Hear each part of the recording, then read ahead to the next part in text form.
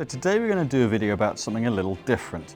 We'd normally be talking about golf clubs and how they influence your game, and today Nick and I are going to talk about golf balls and why it is actually important to pick the right type of golf ball. Now, using the same style of golf ball is important, but which style of golf ball is going to work for you? Most importantly, why, and what do they actually do? What are the actual differences that you're going to notice playing one type of ball than the other? We're going to use Titleist as a brand to differentiate between the different models and different constructions, but this can apply across all the different brands, from a distance to a kind of premium end of things to one that sits in between, and why you're going to see different performance variables for each type of ball.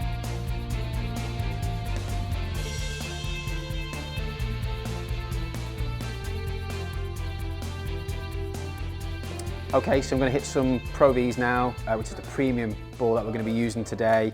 I'm just going to hit some partial shots just to show you the difference from model to model. I think this is where, when speed drops, this is where the cover plays the biggest part in this. So the premium, the Pro V1 style balls, the premium balls have a softer urethane cover, and urethane's a material that's a little more elastic, a little bit more stretchy, versus a Surlyn cover that the distance balls have, where it doesn't grip as much, it's less elastic, so you get, because you get less grip on the face, they are a bit straighter at the long end of the game, but when you get down to the wedges, the grippier texture and surface of the urethane gets a bit more spin. Yeah, I'd expect the sensation here to be that I feel like the ball dwells on the face for a little bit longer before it eventually comes out, and if anything, it'll come out a little bit lower with some higher spin. That's what I'm expecting. I like the word dwells. I like that for there we go. We'll see dwelling on the face. We'll have a little look. So I'm going to hit some partials. Try and be as consistent as I can.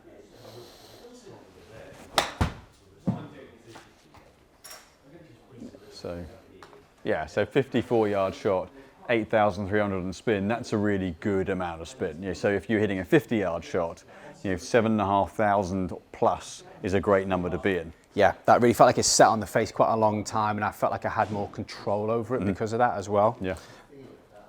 I'm familiar with this ball. I play this ball.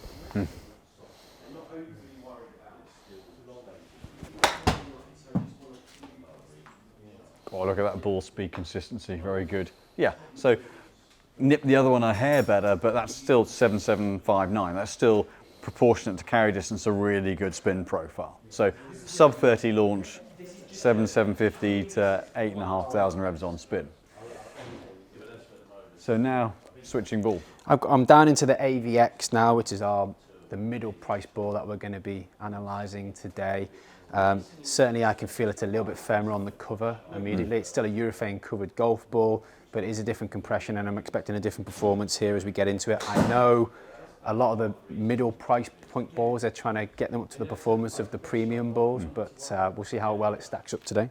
Yeah, and I think this is an area where I think there's been a marked improvement over the last 3 or 4 years, where when you went away from the sort of the premium end, the pro balls, you used to see a massive drop off in performance, and it'll be interesting to see on this one today, but how much they've come up, how close they've actually got, because they've started to use the better, the softer cover.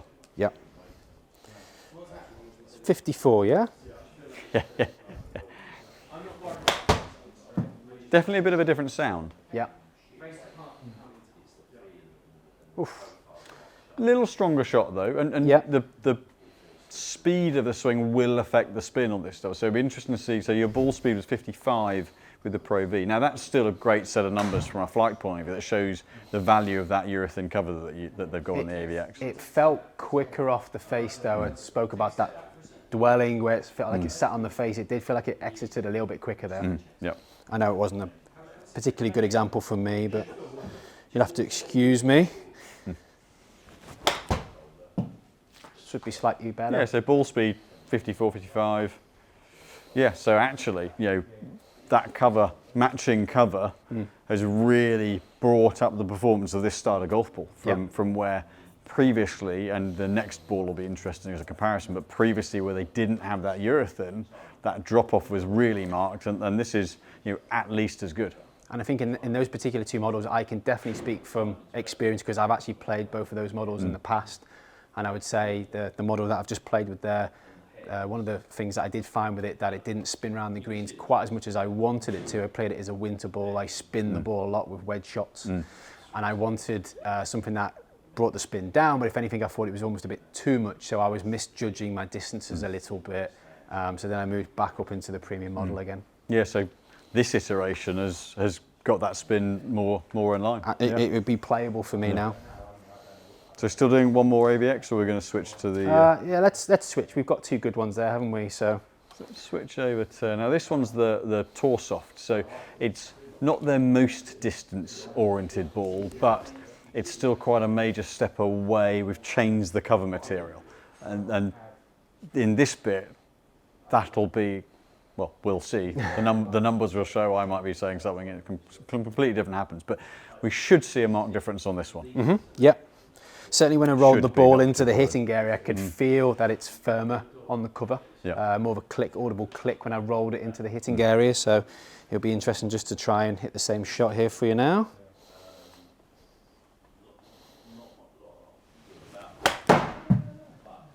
Well, obviously it's launched a bit higher, you can see there. Again, ball speed matching. Now, the launch angle's kicked up quite significantly. So obviously it's just caught the top of the screen there, so that shows the different pitch of flight.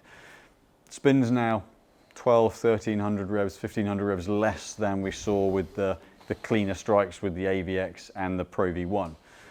So higher launch and less spin. So if you're doing it proportionally, spin per degree of launch, it's quite a considerably lower spin rate. Yeah, it's getting to the destination, but in a slightly different way. I'm not used to seeing the ball come out that high, so that would sort of, on the course, that would sort of put me off a little bit. Yeah.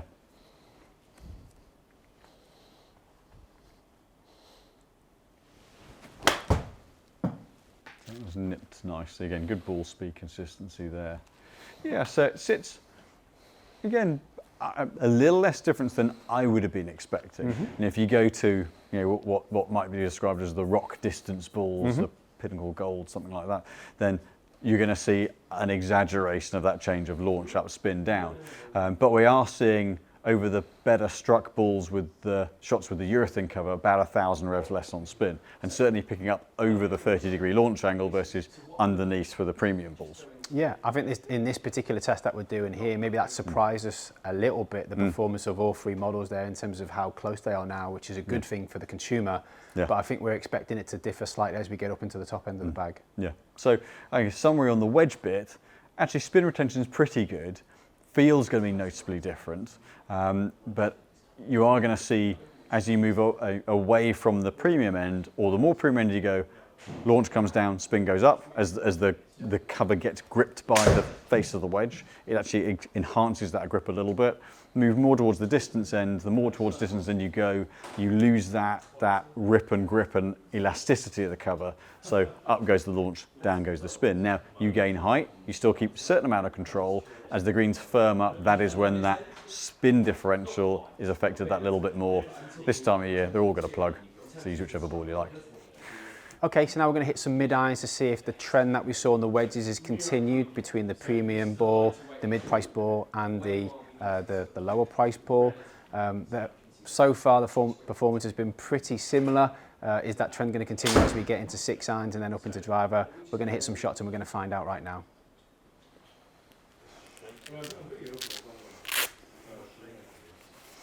All right, so we'll reverse it around. I'm going to start with the Tour Soft on this one. So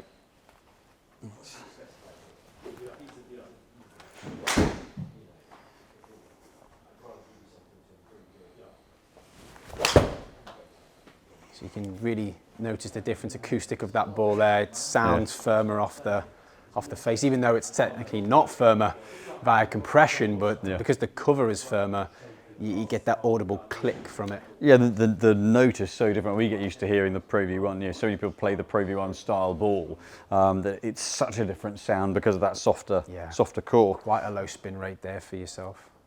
4,437. Again, 2 nice strikes there.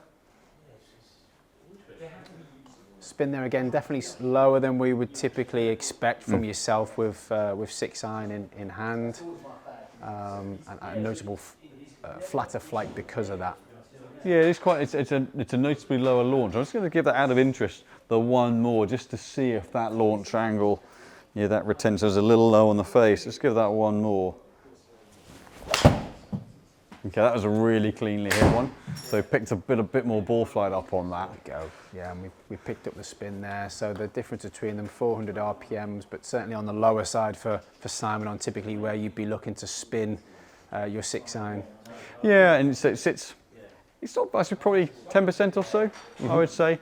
That variation's is quite noticeable though. I think that's something where as club speed goes up, this is where we start to use the core of the ball rather than the cover. So at a moderate speed, there's probably less influence from the core on the flight as you move up the bag as there is at high end. Because actually, you know, ironically, it's worse to over compress a ball than to under compress it. You know, this is one of the big misconceptions is, you know, we're not really going to see in an iron, I don't think we're going to see much ball speed differential. It'll be interesting when we go to driver, but you know, if you overload a core, you're losing energy through deformation, through sound, through heat. So actually, you get more of a negative impact from overloading the core than underloading it. Actually, it recovers really quickly, recovers its shape really quickly, recovers its stability really quickly. Yeah, so simply put, flyers or flyer-like flights because of the spin and the difference in the spin number and the potential sort of or the flare-ups. because of that. So some players, it could be one way or the other. But, yeah. So I'll switch over to the AVX next. So let's change that tag. But yeah, I mean, that sound and therefore feel of the ball, really, really quite noticeable change. Higher going back to one of those. Absolutely.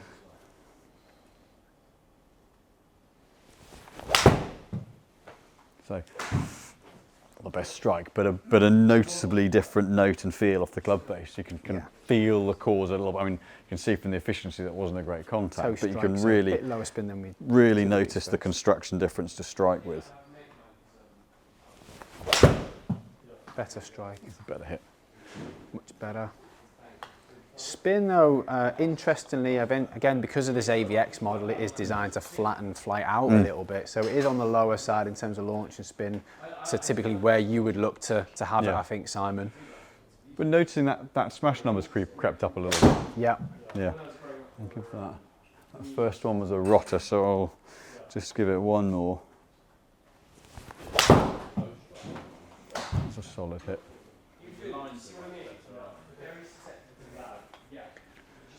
Yeah, again, that's the one that's interesting. It's happened with both the softer cores.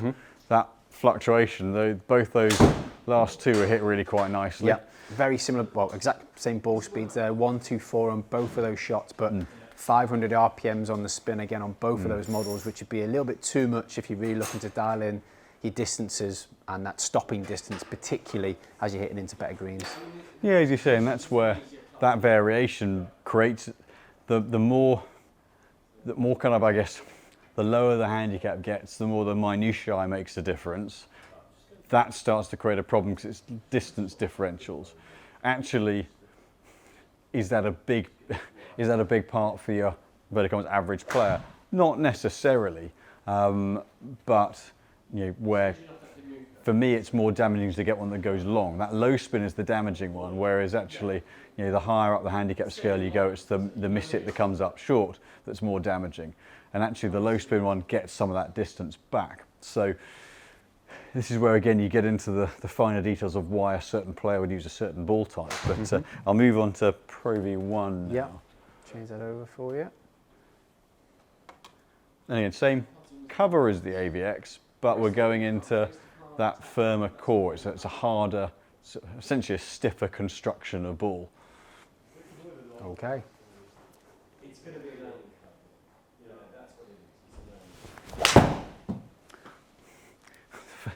First shot's not great with any of them.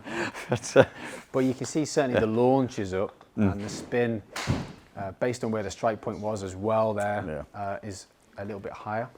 So let me...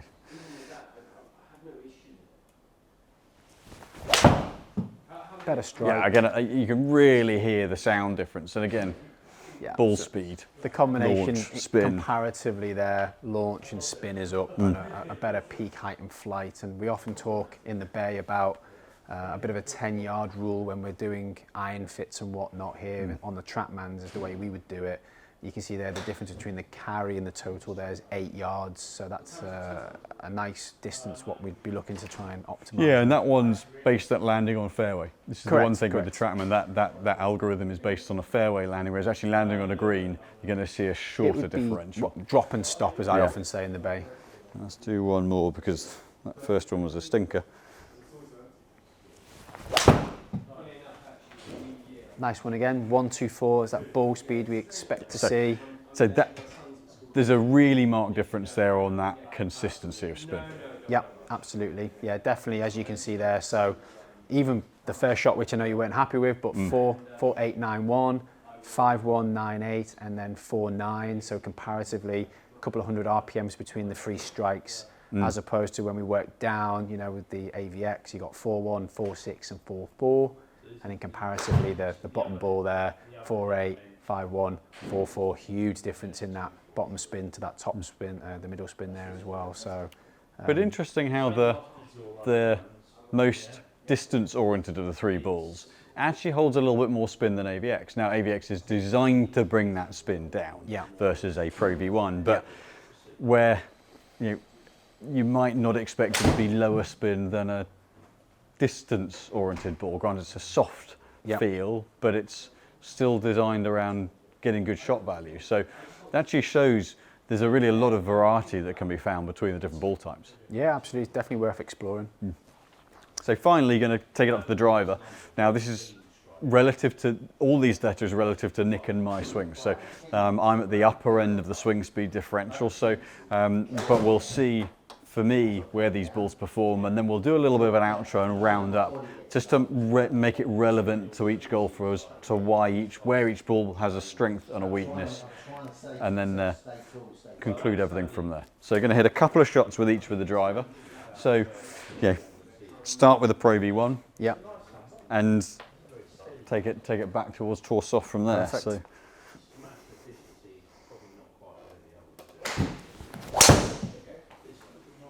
Familiar sound. A little low on the face, a little bit low on the face, but it's maintained a little bit of spin fine. there at 4.6, and it's maintained a lot of ball speed as well there at 1.58, so good smash factor.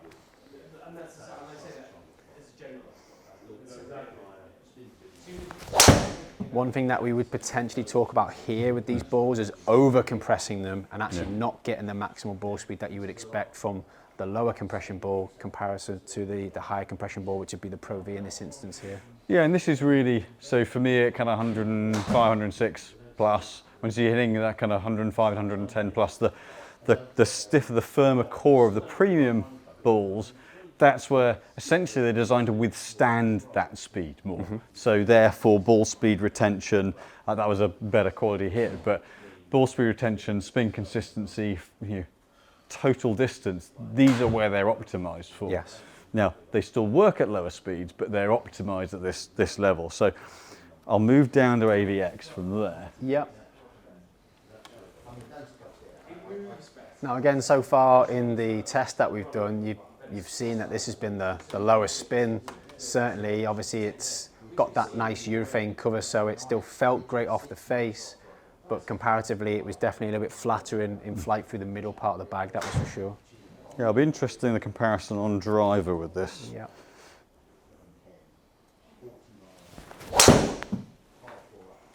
Solid hit. That was very well hit, but the first thing that I'm looking at there is the ball speed. You've actually dropped off a couple of miles an hour, and you've dropped off, therefore smash factor has come down. Could that be potentially because you've over compressed the ball, so to speak, in terms of you're not getting the most out of that core now at the lower compression? And it's interesting, launch angle's up a little bit as well. Yep.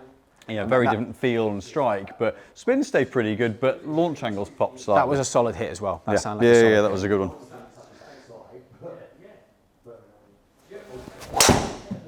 Good swing again.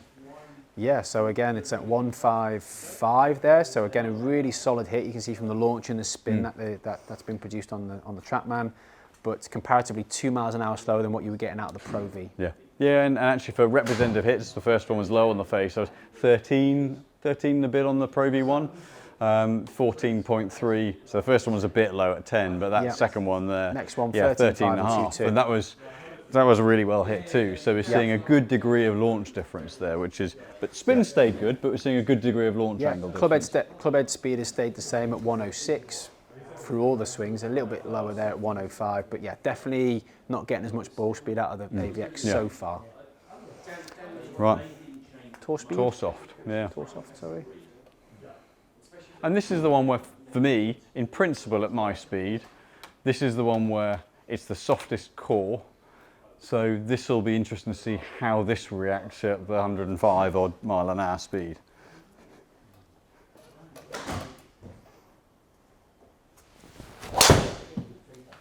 Little Healy, that's again such a different contact. I mean, that was not a great strike. Yeah. But such a different sensation off the club face. Yeah, you can hear it audibly. Feel it the click squash. as well is completely different.